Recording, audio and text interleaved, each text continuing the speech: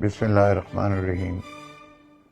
میرے پیارے پاکستانیوں، ہم سب مسلمان ہیں اور جانتے ہیں کہ رشوت لینا اور دینا دونوں حرام ہیں، لیکن پھر بھی آپ کسی بھی سرکاری دفتر میں جاؤ، کیا آپ نے وہاں رشوت کبھی دی ہوگی یا نہیں دی ہوگی، لیکن آپ کو پتہ ضرور ہوگا کہ یہ آدمی رشوت لے کے میرا کام کرے گا۔